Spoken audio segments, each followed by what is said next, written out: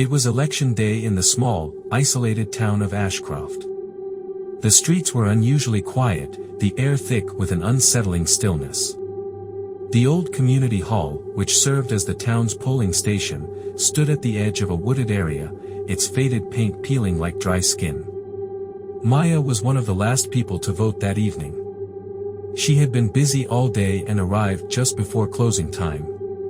The hall's fluorescent lights flickered weakly, casting sickly shadows across the dusty floor. Only one election officer remained, a frail old man named Mr. Green, his eyes cloudy and distant. "You're just in time," he rasped, sliding a ballot toward her. Maya nodded, feeling a strange chill despite the heater humming softly in the corner. She filled out her ballot quickly, but as she approached the ballot box, she hesitated. The box was old, made of dark wood with deep scratches along its sides. But it wasn't the box itself that made her pause. It was the faint, rhythmic scratching coming from inside. She glanced at Mr. Green, but he just stared at her with a hollow expression, his lips twitching slightly as if he was suppressing a grin. Maya's heart raced. Maybe it's just a mouse, she told herself. She shoved her ballot into the slot. The scratching stopped. Instantly. She forced a smile at Mr. Green and turned to leave, but the door wouldn't budge. It was locked. She jiggled the handle harder, panic rising in her chest. "I didn't lock it," Mr. Green said softly, standing up from his chair. His movements were stiff, unnatural, like his joints didn't bend the way they should. Maya's breath hitched. Behind her, the ballot box groaned, a low, guttural sound that didn't belong to anything human. She spun around just in time to see the box shake violently. The wood splintered, and something slipped out, long, thin fingers, grayish-black with nails like needles. Maya screamed and backed against the door, pounding on it desperately. Mr. Green didn't react. He just stood there, his eyes now completely black, his face stretching into an impossible grin. "They need more votes," he whispered. "More souls." The creature from the box dragged itself onto the floor. It had no eyes, just a mouth filled with jagged teeth, stretching far too wide for its face. Maya's screams echoed through the empty hall. The next morning, when the new election staff arrived, the hall was pristine.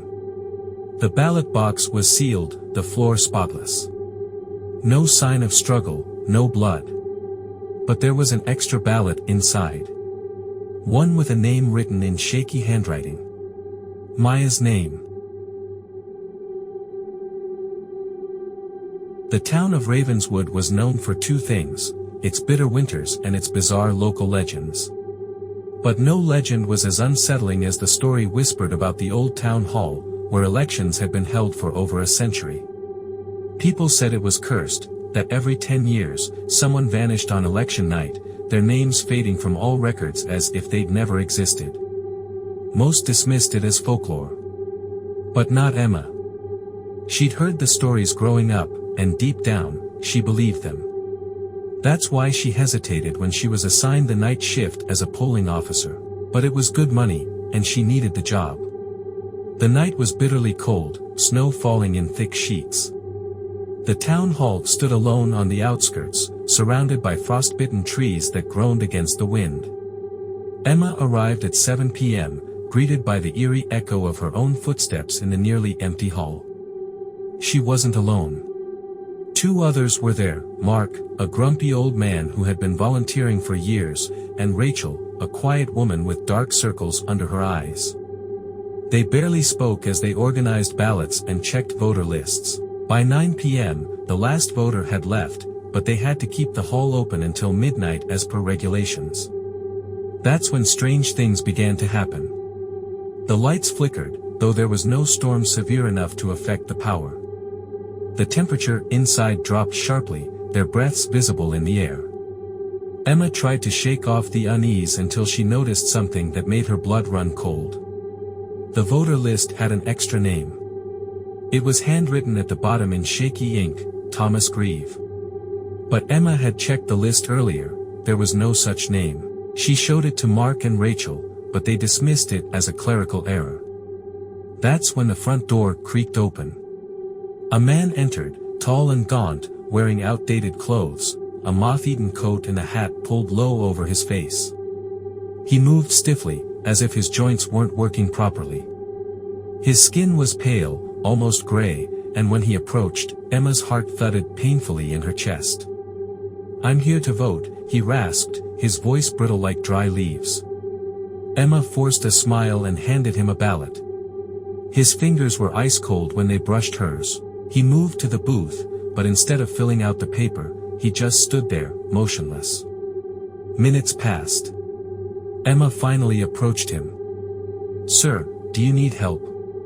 The man slowly turned his head, revealing hollow eye sockets, no eyes, just dark, empty voids. Emma stumbled back, screaming. Mark rushed over, but it was too late. The man lunged at him with inhuman speed, his mouth stretching unnaturally wide, filled with rows of jagged, black teeth. Mark didn't even get a chance to scream. Rachel and Emma ran, slamming the door to the storage room behind them. They could hear the thing outside, dragging something heavy, Mark's body, perhaps, its fingernails scraping against the wooden floor. Rachel was hyperventilating. What the hell was that? Emma didn't answer because she noticed something worse.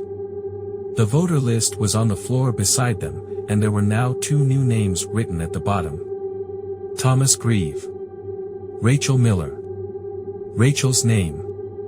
Before Emma could react, the door burst open, and the creature dragged Rachel out, her screams echoing through the empty hall. Then silence. Emma was alone.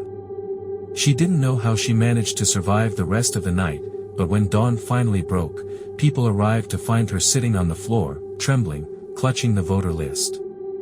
There was only one name written at the bottom now. Emma Clark. No one believed her story. And weeks later, Emma vanished without a trace. Her name disappeared from all records. Just like the others. It was election season in the small town of Black Hollow, a place where nothing exciting ever happened, until it did. This year, the mayoral race was unlike any before. The new candidate, Victor Hale, appeared out of nowhere. No one knew where he'd come from, but his charisma was undeniable.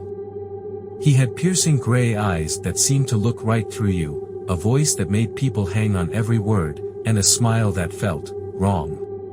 Too perfect. Emma, a local journalist, found his sudden rise suspicious. She decided to investigate, hoping to uncover some hidden scandal. She dug through public records, no birth certificate, no school history, nothing before this election. It was as if Victor Hale had appeared out of thin air. But it wasn't just his past that felt off. Strange things began happening around town. People who openly criticized Victor went missing, their homes left untouched as if they'd simply walked out and vanished. Emma's friend, Jake, was one of them. He'd written an article questioning Victor's background, and was gone the next day. His apartment was spotless, but Emma noticed something odd. His mirror was shattered, with shards scattered like someone, or something, had come through it. Election day arrived, and the town was buzzing with energy. Banners with Victor's face were everywhere, his cold smile plastered across every street. Despite the fear, Emma decided to confront him. She snuck into the town hall after hours, where Victor was alone, standing in front of a large, ornate mirror in his office. She watched from the shadows as he spoke softly, not to himself, but to the mirror. His reflection didn't mimic his movements. Instead, it grinned wider, revealing sharp, jagged teeth. Emma gasped, and Victor turned sharply, his eyes now pitch black. "You've seen too much," he whispered, his voice layered with something inhuman beneath it. Emma ran, heart pounding, but the halls seemed to stretch endlessly. Doors led to nowhere, windows showed nothing but darkness. She finally burst out of the building, only to find the town was gone. Just emptiness. Victor appeared behind her, his face no longer human. "You don't get to leave, Emma. You're part of the town now." The next day, the election results were announced. Victor Hale won by a landslide.